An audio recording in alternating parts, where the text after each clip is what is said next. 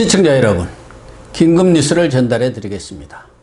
하루 앞을 내다보지 못하는 것이 우리 한국 정치의 특색이라고 합니다만은 정말 조국 법무장관이 오늘 오후 전격 사퇴를 표명했습니다. 지난달 취임 이후 딱 35일 만입니다.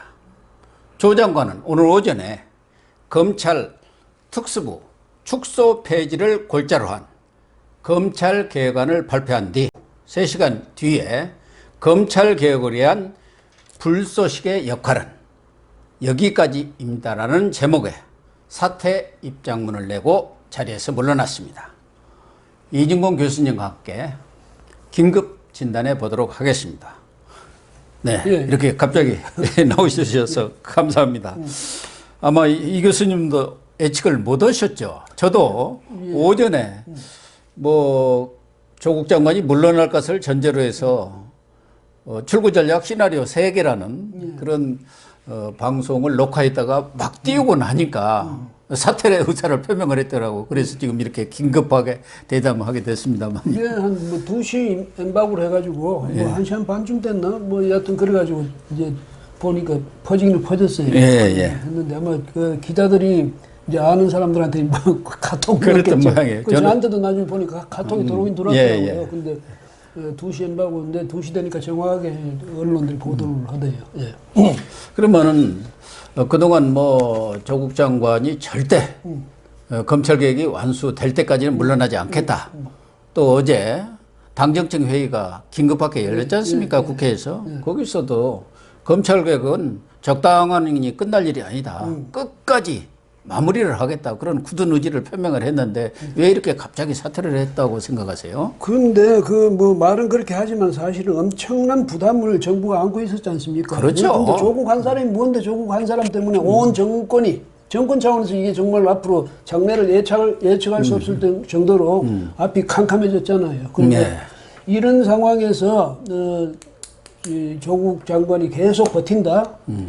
이건 사실은 어려운 일이고요. 또 하나는 뭐냐면 이제 개인적으로도 자기 이제 가족 문제도 있고 이렇겠지만은 특히 대통령이 이렇게까지 국민들이 요구를 하고 그렇게 하는데도 묵묵부답으로 지금까지 버틴다. 이거는 이 현 정권에 대해서 치명타가 되거든요. 야, 그러면요. 그러니까 자기도 다른 대통령도 보니까 자기가 누구야 강기정 정무수석이 전적으로 장관이 결심한 거다 이러지만 장관은 무슨 말이 안 되는 소리고. 소리고. 대통령이 더 이상 아마 이 국민적 압박을 더 버티는 것은 무익하다 이렇게 판단했겠죠. 네, 하나는 정권 차원에서도 도저히 더 버티기는 어렵다. 그런 점이 있었을 거고 아마 대통령뿐만 아니라 모든 국민들이 조국 하나 때문에 정권이 자기들의 잘못된 결정으로 무너지는 건 좋은데 나라가 두둥강이 나고 나라가 지금 휘청휘청하는 그런 상황 아닙니까? 그러니까 사람들이 이러잖아요. 도대체 이게 무슨 난리가 이런 난리가 있냐고. 무슨 장관을 한 사람 때문에 그러냐. 그래, 조국 아니면 검찰개혁 못 합니까? 아니 그리고 참 그렇게 말씀하시니까 말입니다만 검찰개혁 안에 대해서는 대통령의 구상이 있었을 것 아니겠습니까? 그렇죠. 그걸 실무적으로 민정수석 시절에 조 장관이 이제 그것을 작업을 했을 것 아니겠습니까? 그러면 그렇게 됐다면 대통령이 자기가 저 주변에서 이제 풀 속에서 법률가나 이런 법학 교수나 이런 사람들 보고 내 방침이 이거다. 전적으로 어떻게 공감하느냐, 동의하느냐 해보면 사람이 한두 사람이겠습니까? 그렇죠. 그런데 왜 하필 조국을 이렇게 붙잡고 말이죠. 온 국민을 고통스럽게 만드는지 대통령 리더십에도 문제가 있는 거죠. 그러니까 조국이 무너지면 무슨 정권이 무너지고 나라가 무너지는 듯이 그렇게 해왔던 거 아닙니까? 그런데 역시 지금 어제뿐만 아니라 최근에 나온 여론조사들을 보면은 문 대통령의 지지율이 급전직하고 더군다나 민주당과 한국당의 지지율 격차가 어떤 여론조사에는 0.9%인가 0.6%까지 접근을 했더라고요. 그래서 민주당에서 우선 부글부글 해가지고 가만 놔뒀다가 이게 폭발하게 생겼던 모양이에요. 박지원 의원이 그러니까 그 얘기를 했더라고요. 그래서 자기들은 못하니까 나보고 대신에 해달라 하더라. 공천이 달려있으니까 말은 못하고. 그래서 문제는 이 정권들이 늘 어떻게 했냐면 어디가 문제가 되냐면 대통령이 한마디 하면 여당 같은 경우는 정당 아닙니까? 여기서는 옳은 소리를 해줘야 되거든. 대통령이 이건 아닙니다. 이렇게 해줘야 되는데 우리나라 정치는 항상 보면 대통령이 뭐 한마디 하면 전부 거기에 따라서 다른 소리를 못 낸단 말이죠. 이게 민주 정치 맞습니까? 그러니까 이렇게 되니까 그게 결국은 누구의 부담으로 오느냐? 대통령 부담으로 오는 거죠. 자기 부담으로 간 거 아닙니까? 그렇죠. 그러니까 대통령 자업자득이다. 이럴 수밖에 더 있습니까? 그러니까 민주당도 그렇고 청와대도 마찬가지예요. 누구 한 사람 다른 목소리를 내는 사람이 없잖아요. 옛날에도 임금이 아무리 뭐라고 해도 아니 되옵니다 하고 지부상소도 하고 별일을 다 했잖아요. 저는 여기서도 말씀드린 것 같은데 제 생각에는 그거예요. 뭐냐면 직원 요새 뭐 언론들이 하고 있지 않냐? 직원 야당이 하고 있잖아. 그건 직원 아니에요. 왜냐하면 그거는 반대하고 저항하는 목소리지. 그렇죠. 대통령한테 직원한다는 건 바로 턱 밑에서 말을 해야 되거든. 그게 직원이에요. 근데 지금 이제 고 교수 말씀처럼 누가 직원하는 사람이 있습니까? 아무도 안 하잖아요. 그러니까 문재인 대통령 임기 초에는 적자생존 아니다. 전 정권에서는 적어야 산다 해갖고 그냥 무슨 회의만 하면 각 참모들이 적고 있었잖아요. 참모들의 의무는 다른 의견을 이야기한 것이라고 그럼요. 그렇게 얘기를 했어요. 그래서 저도 야 대통령 제대로 한번 할 모양이다. 근데 그거로는 뭐 아무도 이견을 말했다가는 눈에 찍혀가지고 박근혜 전 대통령도 뭐 무슨 눈 한번 쏴보면 뭐 있었죠. 레이저를 이렇게 했는데 이건 레이저도 아니고 뭔지 모르겠어요. 그러니까 문 대통령이 취임사에서 뭐라고 했습니까? 소통하는 대통령이 되겠습니다. 그래가지고 만약 이제 때로는 광화문에 나가서 국민들과도 직접 대화를 하겠습니다. 무슨 대화?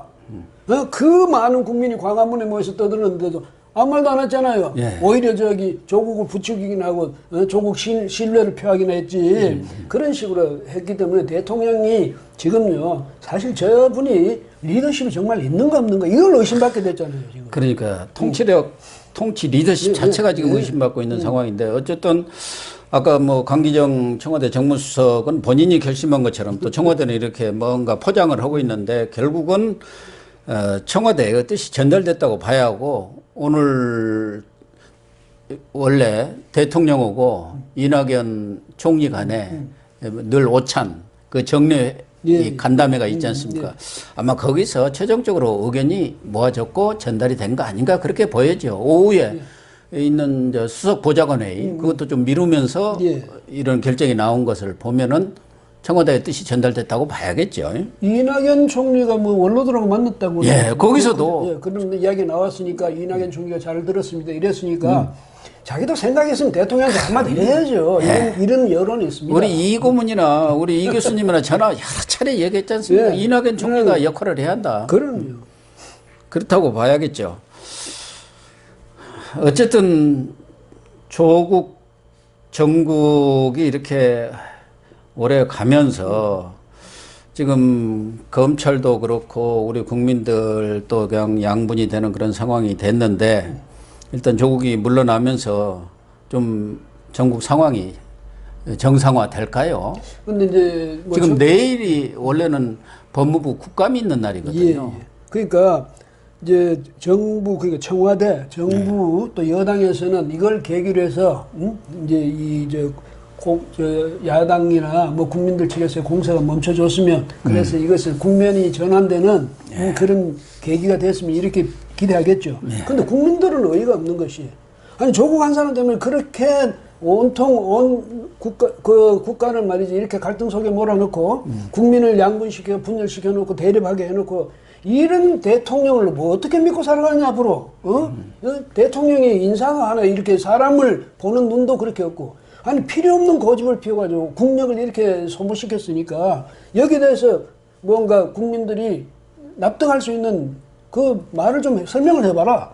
왜 조국을 이렇게 고집을 했고 지금 와서 그 개혁 그거 한다고 해서 조국 한 사람은 그러면 장렬하게 인당수에 몸던지게 했냐? 뭐 그런 것도 있을 수 있지 않습니까? 아니 그러니까 이제 오후에 수석 보좌관 회의가 열리면은 지금 저희들이 녹화하는 것은 그 이전에 지금 녹화를 하고 있습니다만은 대통령의 대국민 사과声明이 나와야죠. 그런 설명도 물론 있어야 하고 왜 그렇게 됐는지 대통령의 입장 표명 사과가 있어야죠. 지금 말씀하시니까 그 생각이 나는데요. 현 정부만큼 이 사과할 줄 모르는 정부가 없어. 문 대통령이 이렇게 사과했습니까? 오기로 밀어붙이잖아요. 그러니까 다른 정권 어느 정권도 보면 역대 어느 정권도 뭐 뭔가 잘못했을 땐 국민 앞에 대통령이 나와서 사과를 했거든요. 미안하다 유감을 표명하고 했는데 문재인 정부 뭘 잘한 일만 그렇게 많았는지 한 번도 국민 앞에서 진솔하게 사죄하는 법도 없었고, 지금도 마찬가지죠. 이제 이번에 지금 고 교수 말씀처럼 이번에는 사과가 좀 나오리라고 기대하고 지켜봐야죠. 그러니까 이런 정도의 정치적인 여러 가지 혼란과 국민 갈등 이런 분열을 가져왔다면은 그 수석 보좌관에서 지나가는 얘기로 그렇게 얘기하면 안 됩니다. 예. 정식으로 국민 앞에 나와서 당연히 자초지종을 얘기를 하고 또 잘한 것은 뭐고 잘못한 것은 뭔지 내가 앞으로 어떻게 하겠다든지 이런 것에 대해서 공식적으로 대통령의 성명이 나와야 합니다. 지금 말씀 정말 잘하셨는데 제 말씀 그 뜻이 아니고 수보회의를 거쳐서 거기서 대통령 의견을 모아서 대통령이 발표하라 이 말이고, 이제까지 보면 지금 고 교수 말씀처럼 국무회의에서 슬쩍 이야기한 거, 수보회의에서 이야기한 거 그걸로 가름한다 이렇게 됐는데 그런 식으로는 국가의 국민의 주권자가 누굽니까? 국민 아닙니까? 그렇죠? 이 주권자인 국민에 대해서 공복으로서 도리가 아니죠. 좀 너무 오만한 것 아닙니까? 그런 점에서 이제 앞으로 대통령도 리더십의 이게 유형, 그러니까 스타일을 좀 많이 바꿔야 돼요. 검찰 수사에 대해서도 그동안 윤석열 검찰총장을 뭐 여러 가지 방법을 통해서 외압을 가했고 수사방해 행위들이 있었습니다만은 최근 이렇게 흘러나온 얘기는 지난 주말이죠. 정경심 씨가 4차 소환조사를 17시간인가 받았고 또 내일 국감도 있습니다. 그러니까 15일이죠. 그래서 흘러나온 얘기들 중에 하나는 그 사모펀드 여기에서 스모킹 건이 나왔다. 뭐 이런 얘기도 있고 국감에서 야당에서 한국당 측이 되겠죠. 큰 건을 터뜨린다더라. 아주 움직일 수 없는 그런 건을 터뜨린다더라. 이런 소문들도 나왔거든요. 그러니까 조국도 좀 선수를 친 거 아닌가. 국감에서 확실한 물증이라든가 증거를 들이대면서 그렇게 할 경우 조국도 뭐 꼼짝을 할 수가 없는 그런 상황이 되고. 위증을 안 하려고 그러면? 그러니까요. 그런데 제가 윤석열 검찰총장의 심리를 생각하자면 굉장히 불쾌한 게 뭐냐면 놀림감 된 것 같아서 불쾌할 그러니까. 조롱받는 것 같아서. 왜냐하면 그 동생, 그 동생은 그냥 꼼짝없이 이제 구속되는구나. 다들 그렇게 생각했지 않습니까? 왜냐하면 적부심을 자기가 안 받겠다 했으니까 실질 심사를. 그런데 거뜬히 나와버렸잖아요. 그러니까 또 이 정경심 교수도 또 이어서 가서 아프다고 그러고 집에 가버리고, 아니면 또 진술 줘서 또 그거 체크하느라고 또 시간 다 보내고, 이런 식으로 하니까 검찰로서는 굉장히 좀 불쾌할 겁니다. 거기다가 그것뿐 아니고요. 사실 더 큰 문제는 누굽니까? 그 유시민? 뭐 이런 자기들 자칭 의용 지식인들, 이런 사람들이 또 주변에서 얼마나 그 변죽을 울리고 또 했습니까? 해가지고 이 검찰을 조롱했거든. 그러면 안 된단 말이지. 국가기관이 말이지요. 공무를 수행하는데 그따위 지시를 하고 말이지. 이제 하나도 못 밝혀냈을 것이다. 이제 포기해야 된. 그러면 안 되죠. 말도 안 되는 소리를 하고 있는 거예요. 그런데 조국이 물러나면서 내는 그 성명이랄까 성명서를 보면은 검찰개혁은 거스릴 수 없는 역사적 과제다. 여기까지는 좋아요. 그런데 온 가족이 만신장애가 돼서 개인적으로 매우 힘들고 무척 고통스러웠다. 그래서 가족 곁에서 위로하고 챙길 것이다. 이렇게 하면서 마치 뭐 가족들이 있지도 않는 일로 인해서 무슨 고통을 받은 것처럼 피해자 코스프레를 하고 있거든. 이 조국이 이미지 정치에 능해가지고 마치 순교자 이미지를 이렇게 만들어내요. 검찰개혁에 자기가 올인하다가 이렇게 많은 상처를 입은 것처럼. 그건 아니잖아요. 그러니까 지금은 이제. 그리고 아프다는 거 이것도 좀 문제가 되는 거예요. 구속하지 말아달라. 그런 것을 미리 지금 밑자락을 까는 거예요. 조국 이 사람을 지지했던 사람들도 똑같아요. 뭐냐면 조국 장관이 마치 무슨 순교자 돼갈 것처럼, 순교의 언덕에 선 것처럼, 이런 식의 사고방식 가지고 그렇게 국민들한테 호도하고 그러면 안 되거든요. 뭐냐면 잘못 있으면 잘못에 대해서는 응분의 처분을 받아야 되는 거고, 잘한 일은 잘하는 거고, 그렇지. 어떻게 자기 가족이 국가를 위해서 무슨 희생하는 것도 아니고 말이죠. 그 다음에 없는 죄가 지금 없는 죄를 윤석열 총장이 없는 걸 막 해집어가지고 하는 것도 아니고, 있는 것을 진실을 밝히겠다는데 그러면 조국 장관은 정말 자기가 법무장관으로서의 그 자질이 충분하다면 예, 내 가족이 또 내가 뭘 잘못했는지 나는 생각이 안 나더라도 검찰이 분명히 밝혀주십시오 이렇게 부탁을 해야 될 텐데 오히려 지금 고 교수 말씀처럼 자기가 무슨 순교자나 되는 것 같이 순교의 언덕에 sak풍이 몰아치는 그 언덕에 서 있는 것 같이 그런 식으로 이야기하면 안 되죠. 자기가 하루하루들을 이렇게 버텨나가는 것이 검찰 개혁이라고 마치 순교자인 것처럼 그렇게 얘기를 했잖아요. 또 하나는 오늘 또 보면은 자기로서는 검찰 개혁에 불쏘시개 역할을 했고 여기까지가 끝이다. 그러니까 검찰 개혁에 불쏘시개가 됐느냐, 오히려 검찰 불신에 불쏘시개가 됐느냐, 검찰 장악에 불쏘시개가 됐느냐, 이론이 있을 수가 있는 거 아니겠습니까? 그러니까 불쏘시개까지 필요할 정도로 그 검찰 개혁이 만약에 그게 명분이 그렇게 별로 없는 거라면 설득력이 별로 없는, 설득력이 없기 때문에 예? 명분이 별로 없기 때문에 불쏘시개까지 동원해야 되는 것 아닙니까? 안 그러면 대통령의 자기의 방침을 밝히면 국민들이 옳은 것 같은 박수 칠 것 아니겠습니까? 예. 거기에 불쏘시개가 뭐 필요할 거 없죠. 그런데 이렇게 말하는 것도 지금 고 교수 말씀처럼 이거는 뭐냐면 자기 미화지. 자기 합리화고 자기 정당하고. 예. 예. 그래서 사실은 조국이가 있어가지고는 검찰 개혁이 도저히 이루어질 수 없다는 것이 일반적인 지금 정치권뿐만 아니라 우리 국민들도 그런 거예요. 네. 저 사람이 있어갖고 검찰 개혁은 절대 될 수가 없다. 사실 상당수 국민들도 뭐 보수 쪽에서도 검찰의 그런 오만한 자세라든가 과거에 잘못된 적폐 뭐 이런 건 일부는 개선돼야 한다는 생각을 갖고 있는데 그 조국 때문에 다 틀렸다.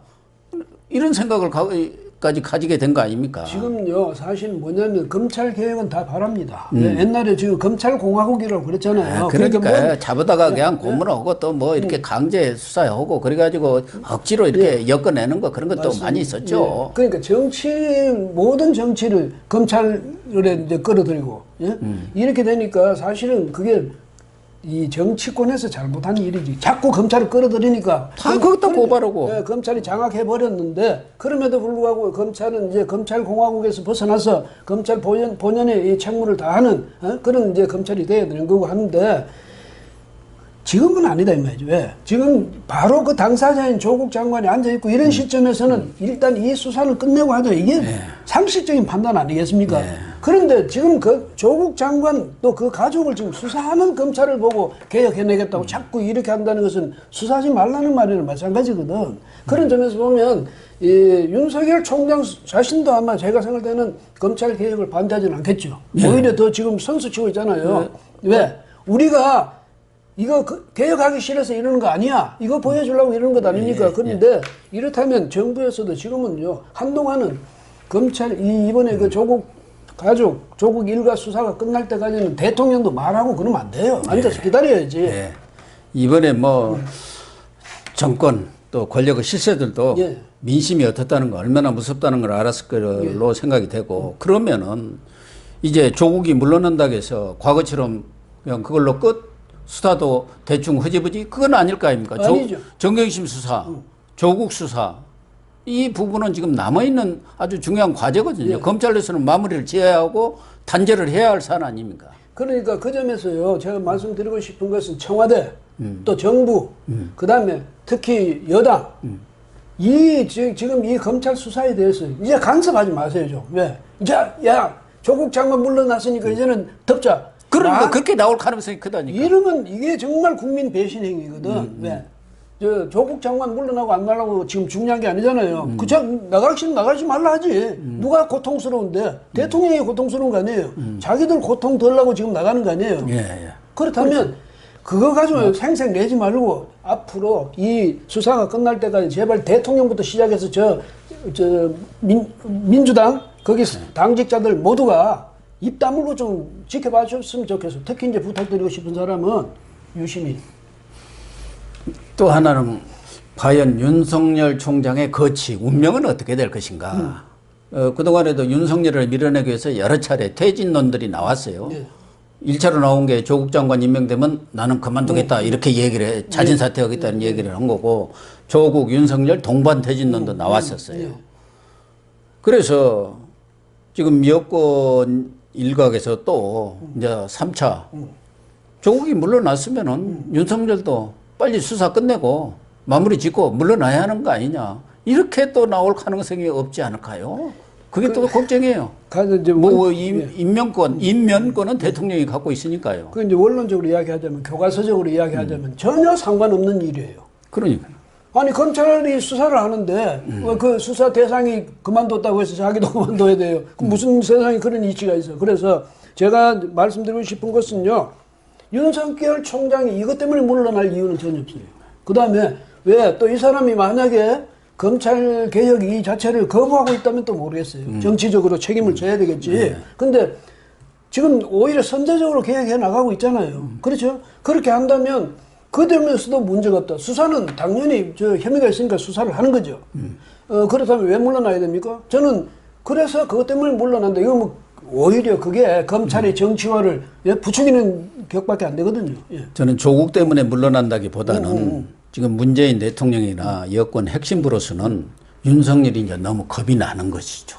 아, 이제 레임덕이 들어가고 임기 말이 되면은 우리들의 이런 약점이랄까 비리 이거 다 쥐고 있기 때문에 가차없이 수사에 들어가겠구나. 그러니까 어떤 수사를 통해서든 또 조국을 물러난 뒤에 윤석열을 흔들기로 해갖고 자기가 살라고 자기들이 살려고 그런 꿍꿍이 속을 버리지 않을까, 꿍꿍이 속이 있지 않을까. 그게 걱정인 거예요, 저는. 사실 그거죠.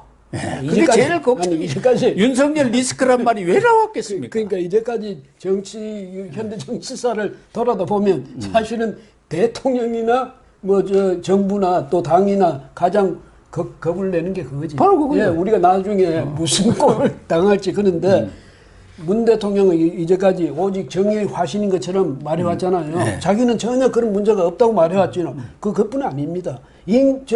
취임해서 지금까지 계속 적폐청산하고 있잖아요. 네. 그 뭐 칼을 사정없이 휘두르고 있는데 만약 여기서 자기들이 윤석열이 혹시 윤석열 리스크가 겁이 나서 그렇다면 이건 정말 말이 안 되는 거지. 그래서 만약에 정말 당당한 대통령이고 당당한 정부고 여당이라면 오히려 윤석열 총장 우리도 그 전에 한 말 있잖아요. 살아있는 권력일수록 더 엄정하게 파헤쳐봐라. 이렇게 해야 윤 대통령의 인기가 회복되지. 만약에 아니고 겁을 내서 윤석열 총장을 슬슬 밀어내게 했다. 요즘 국민 다 합니다. 그럼요. 예. 이제 어떻게 보면은 문재인 대통령이 임기 반이 되려면 아직도 11월에 가야 되는데 반환점도 돌지 않은 상황에서 이러한 엄청난 정치적 데미지를 입은 겁니다. 예, 그렇죠. 그래서 사실상 뭐 레임덕에 들어간 건데 과거에 전두환 정권까지로 그렇게 아주 강력한 철권 정치를 편 사람도 호원 철회를 60항쟁 뭐 이런 거를 가면서 호원 철회를 했지 않습니까? 예, 그렇죠. 그리고 6.29 선언을 했어요. 그리고 완전히 권력이 레임덕으로 들어가서 식물 정권이 됐고 다른 정권들도 마찬가지입니다.